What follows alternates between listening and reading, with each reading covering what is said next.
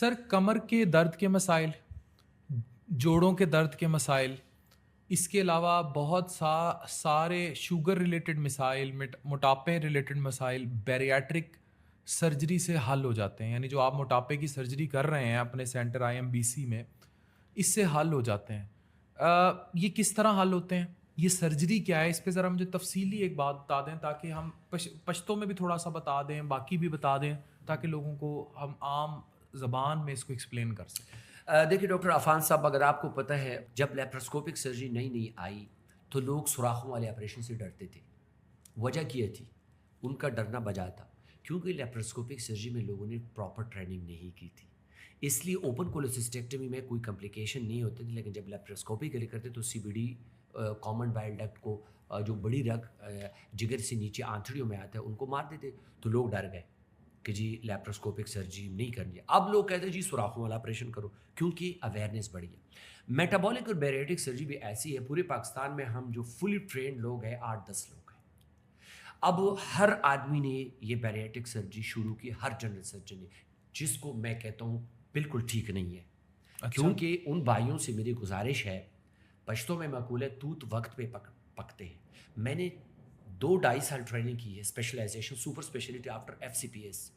تو یہ ایک دن کا کام نہیں ہے. ہاں، یہ جو سوڈو بن جاتے ہیں کام جی بالکل. میں اس لیے ان سے میری گزارش ہے، اس دن میں ایک سرجری کر رہا تھا، مال روٹیٹڈ گٹ، اپینڈکس ادھر پڑا ہوا تھا اور باقی چیزیں بالکل الٹی پلٹی. اگر ایک نیا سرجن ہو وہ کر ہی نہیں سکتا اس میں surgery, bypass surgery especially. تو ایک تو میری گزارش یہ ہے کہ جتنے بھی ہمارے ڈاکٹر بھائی ہیں ان سے گزارش ہے کہ پراپر ٹریننگ کرے اور پھر آ جائیں. اس لیے کہ جو سرجن کمپلیکیشن ڈیل نہیں کر سکتا، ہی اور she is not allowed to do that surgery.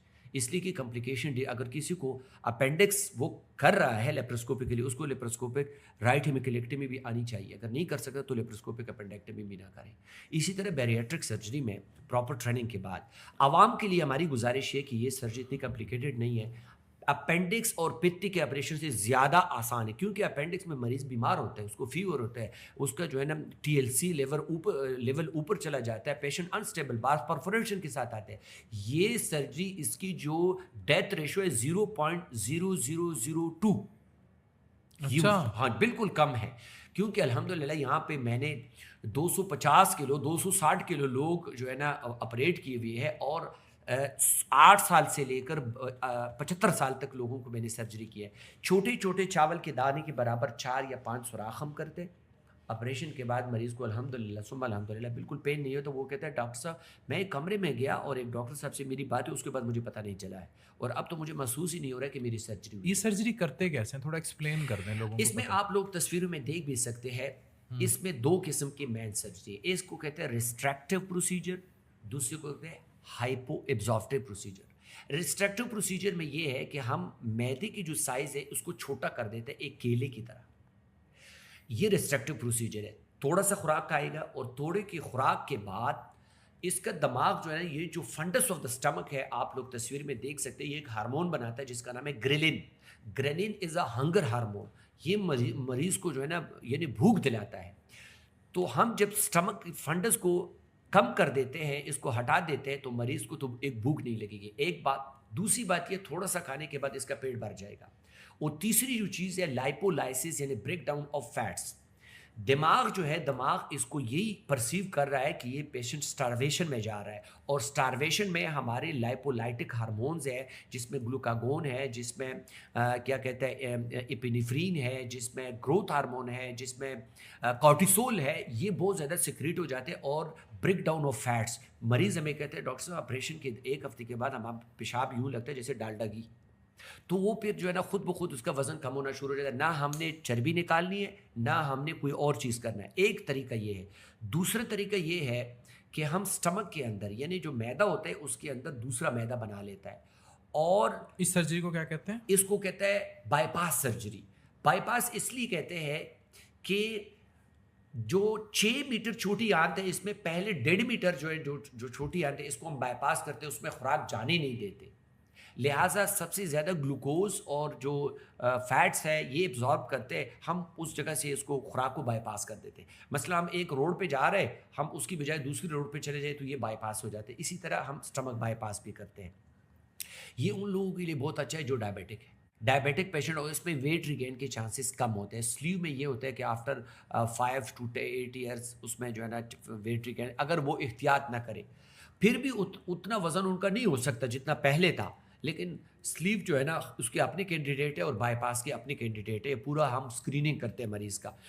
یہ آپریشن 2009 میں جب شروع ہوا پاکستان میں 8-6 گھنٹے لیتے تھے. الحمدللہ اس وقت میں اللہ تعالیٰ کے فضل و کرم سے 15 منٹ 10 منٹ 11 منٹ 20 منٹ جب آپ انٹر ہو رہے تھے تو اس وقت میں اسی وقت چلا گیا کیونکہ پیشنٹ ریڈی تھا.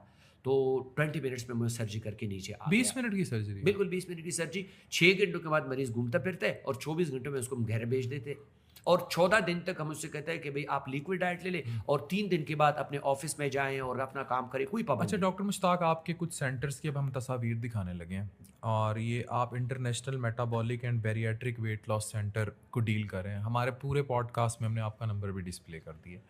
مجھے یہ بتائیں، you operate in Kabul, Islamabad and then this Peshawar. Surgery کے بارے میں لوگ ہم سے پوچھیں گے یہ بیریاٹرک سرجری ہو کتنے کی رہی ہے، اس پر مریض کا کتنا خرچہ آ جاتا ہے، اس کو اکوموڈیٹ کیسے کیا جا سکتا ہے، کیونکہ مالی حالات لوگوں کے پاکستان میں تو تباہ کن ہے اور افغانستان آلریڈی امریکہ بم مار کے چلا گیا.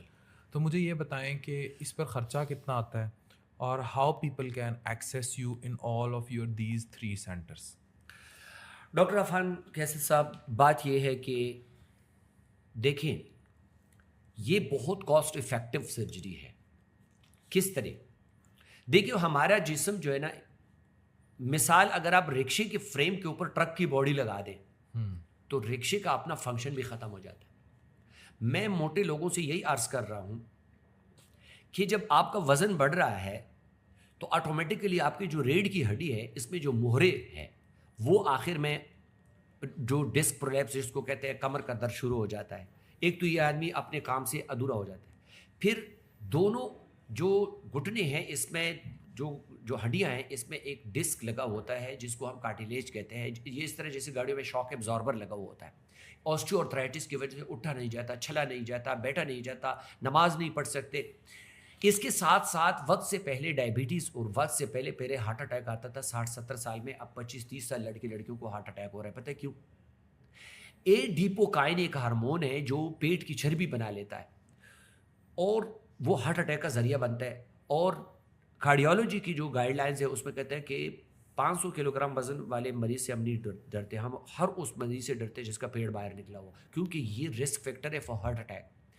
تو اگر یہ سارا خرچہ شوگر کا اور یہ دل کی بیماریوں کا اگر یہ اس کو جمع کیا جائے اور پھر بیریاٹرک سرجری کو دیکھا جائے باہر کی دنیا میں تو یہ 25-30 ہزار ڈالر سے کم نہیں ہے. ٹو بی آنیسٹ اگر آپ یو ایس میں، آئرلینڈ میں، انگلینڈ میں آپریٹ کرنا چاہیے، ایک تو NHS نے اس کو ڈالا ہی نہیں ہے، کسی صحت کارڈ کی طرح اس میں نہیں. باہر کتنے کی ہو رہی ہے پاکستانی؟ باہر میں ابھی ترکی سے مجھے ایک آدمی آیا، اس نے کہا کابل میں آیا تھا، کہتا میرے 25,000 ڈالر لگ گئے. اسی طرح مڈل ایسٹ میں 35,000 سے لے کر 50,000 کرنسی ہے، درہم اور ریال وہاں پہ ہوتی ہے. اسی طرح اس میں یہ بھی ہے کہ اس میں جو استعمال ہونے والی چیزیں آپ کو پتہ ہے پاکستان نہیں بناتی. یہ میٹرونک کمپنیز ہیں، J&J کی کمپنی ہے، مختلف جو اس میں ٹائٹینیم استعمال ہوتا ہے یہ باہر سے آتی ہے. اس میں ایک مطلب سوچر ہے، میں سمجھ سکتا ہوں، میں سوچر ہے. کرتا ہوں، میں وی لاک استعمال کرتا ہوں. وی لاک 15 سینٹی میٹر ایک دھاگا ہے، یہ 300 کا بھی وائکریل کے نام سے ملتا ہے اور میں وہ استعمال کر رہا ہوں. وہ 10,000 سے لے کر 15,000 روپے بھی. تو کتنا ڈفرینس ہو گیا اگر آپ اچھی کوالٹی کرنی پڑے. وہ تقریباً 6 لاکھ سے لے کر 8 لاکھ کے درمیان sleeve, mini gastric bypass, double bypass. اور یہ بھی ہے کہ لوگ بعض مستحق زکوٰۃ ہوتے ہیں ان کے ساتھ بھی ہم سے جتنا ہو سکتے کر سکتے. میں بذات خود میں نے یعنی اسٹینڈنگ کمیٹی فار ہیلتھ جو سینٹ کی ہے وہاں تک میں نے یہ بات پہنچائی، میں نے پارلیمنٹ تک یہ بات پہنچائی. 6 سے 8 لاکھ خرچہ آتا ہے لیکن یو اکوموڈیٹ پیپل. میں کرتا ہوں لوگوں کے ساتھ، لوگ آتے ہیں لیکن جن کو اللہ تعالیٰ نے وہ دی ہوئی ہے ان سے کہتے ہیں کہ بھئی آپ لوگ جو پیسے دے رہے ہیں اس کا آپ کو ظاہری بات ہے ہاسپٹل ہے، اس میں سہولتیں ہیں، ظاہر ہے سہولتیں. اچھا جو پورٹس ہم چھوٹے چھوٹے سوراخ کرتے ہیں اس میں ڈسپوزیبل پورٹ استعمال کرتے ہیں، لوہے والے نہیں استعمال کر کے پھینک دیتے ہیں تاکہ انفیکشن ہو. الحمدللہ میری انفیکشن یہاں پہ 0% ہے. اللہ کے فضل اور کرم سے. تو یہ اس کی تقریباً یہ کاسٹ آتی ہے. باقی جو مستحق زکوٰۃ آتے ہیں اس میں ہم کر سکتے ہیں, ان میں مطلب لوگوں کو کرتے ہیں, سرجری کی ایک accommodate دفعہ کرتے ہیں. جو موٹاپے کی آپ سرجری کر رہے ہیں اس کی ٹائپس ایک دفعہ ایکسپلین کر دیں, تھوڑی سی بتا دیں لوگوں کو. اس میں جو ہے نا ایک ہے سلیو گیسٹریکٹمی, جس میں ہم معدے کے سائز کو ہم چھوٹا کر دیتے ہیں. ٹھیک ہے, آپ دیکھ بھی سکتے ہیں جی تصاویر میں. دوسری ہے منی گیسٹرک بائی پاس, جس میں ہم 150 سے لے کر 200 سینٹی میٹر چھوٹی آنت کو بائی پاس کرتے ہیں اور معدے کے اندر ایک دوسرا بڑا پاؤچ بنا دیتے ہیں. تیسری قسم کے رو and Y gastric double bypass. اس میں بھی جو ہے نا ہم ڈبل بائی پاس اس کو اس لیے کہتے ہیں کہ ایک تو خوراک کو بائی پاس کرتے اور ایک وہ جوس جو خوراک کو ہضم کرنے کے لیے جگر سے یا پینکریاس سے لبلبے سے آتے ہیں ان کو بھی ہم بائی پاس کرتے ہیں.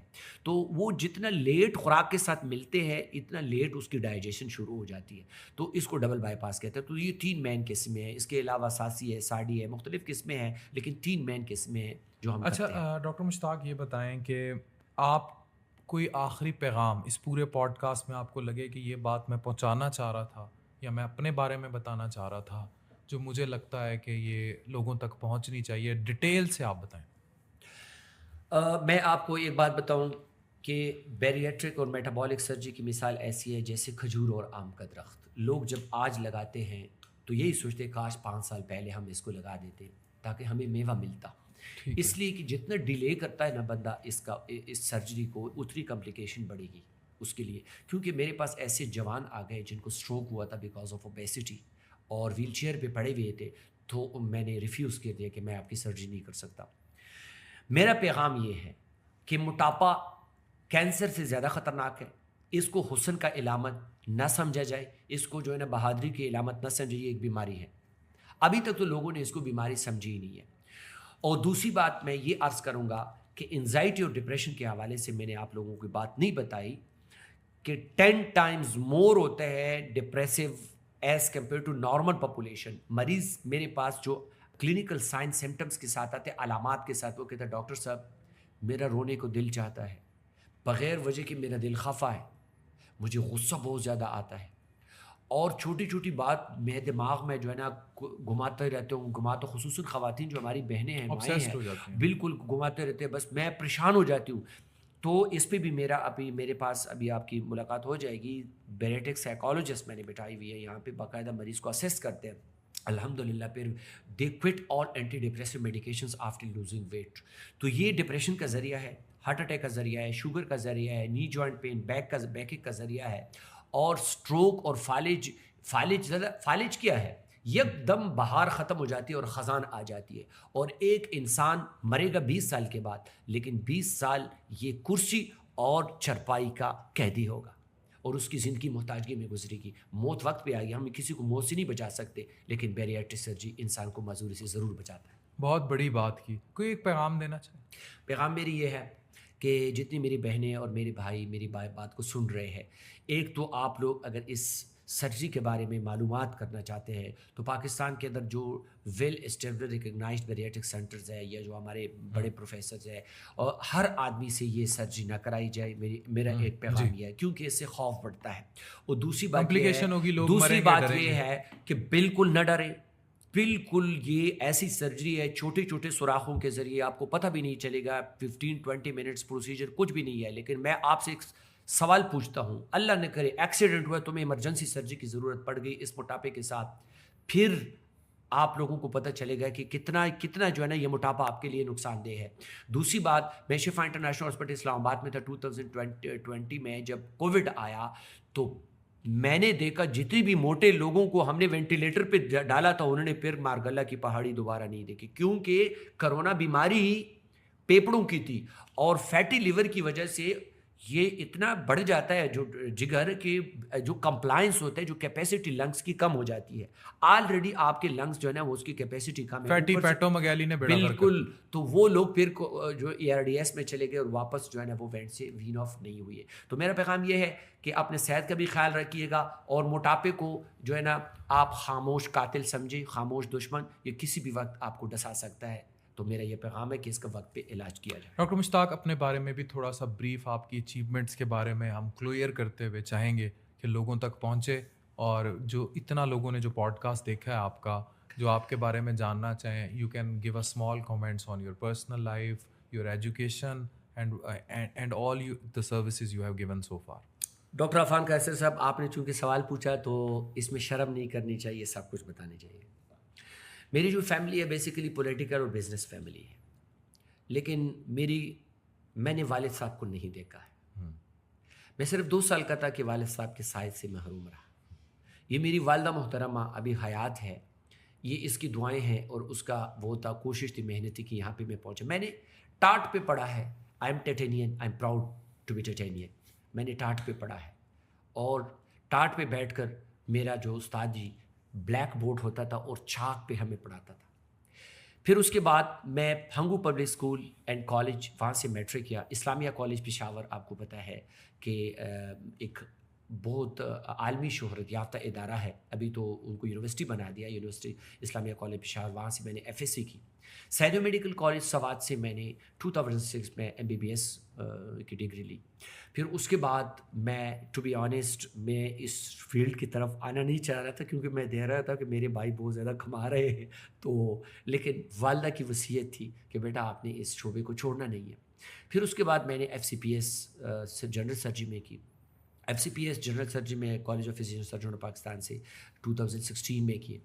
پھر اس کے بعد میرے دل میں خواہش کیسے میٹابولک اور بیریٹک سرجری کی طرف گئی. اس کی سب سے بڑی وجہ میری والدہ محترمہ تھی کہ جب میں نے آنکھیں کھوئی تو وہ اوبیس تھی اور کافی میڈیکل اسپیشلسٹ سے ہر جگہ سے سلمنگ سینٹرز, لیکن اس کا وزن کم نہیں ہو رہا تھا. آخر کار لاہور سے ڈاکٹر ہاسپٹل جوہر ٹاؤن سے میں نے دونوں گھٹنے اس کے بدلوائے, لیکن ڈائبٹیز کے ساتھ مقابلہ نہ کر سکی, رینل فیلئر میں چلی گئی. اس کی ڈائلسس ہوئی اور جو ہی ریکور ہوئی تو الحمدللہ اس کا پھر ہم نے میں شفا انٹرنیشنل ہاسپٹل اسلام آباد میں تھا تو اس کا منی گیسٹرک بائی پاس کیا اور الحمدللہ اس کا وزن 120 سے 60 پہ آ گئی.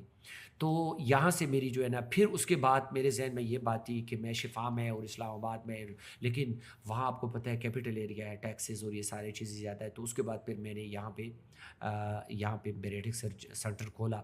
اور بتانا نہیں چاہیے لیکن اس کے پیچھے ایک خاتون تھی جو میرے پاس آئی اور شفا انٹرنیشنل کے جو خرچے تھے برداشت نہیں کر سکتی تھی, اور جاتے جاتے اس کے آنکھوں میں آنسو آ رہے تھے. پھر میں نے ایک دوست تھا اس کو بھیج دیا. میں نے کہا وہ خاتون کہاں چلی گئی؟ کہتے وہ تو چلی گئی.